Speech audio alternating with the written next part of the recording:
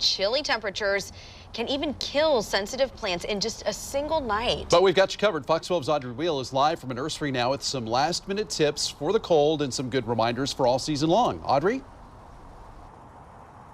Yeah, well, if you haven't taken a look around your yard yet, now would be the time. Depending on how cold it gets tonight, plants like citrus, some of those succulents, house plants left outside might not make it to morning.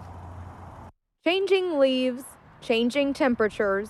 Here at Dennis's 7Ds Garden Center, it's welcome fall and prepare for frost. Lettuces, spinach. Education Director Nicole Forbes knows her stuff, and these leaves, she says, are too sensitive for the weather to come. That's why they're getting covered up. Just that simple amount of insulation that it gives the plants can protect them from that frost layer that would turn their little tender succulent leaves to, ice crystals. And in the greenhouse are other plants that need protection, like citrus and some of the succulents. Same rules apply at home, plus anything freshly planted. They're more vulnerable, just like, a baby is more vulnerable than a fully mature adult. She says it only takes one night of frost to kill a plant that can't take it.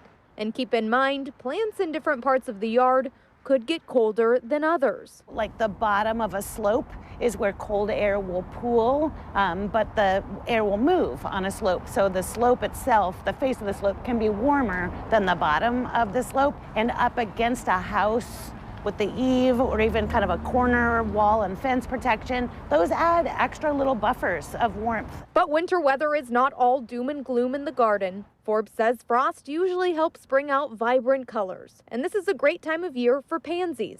Turns out they are our winter flower. She says it's also the time to plant things like garlic, tulips, daffodils, and kale. And two more good tips. Don't cover your plants in plastic. Forbes told us that sometimes they can get too warm that way, and then that makes it harder for them to adjust to the colder weather later on. Also, if you forget to do any of those things and you think that maybe your plants froze and got damaged, it might be just that the top of them froze and the roots could still be okay if you want to hang on to them and see if they come back next season. Live in Washington County, Audrey WEIL, Fox 12 Oregon.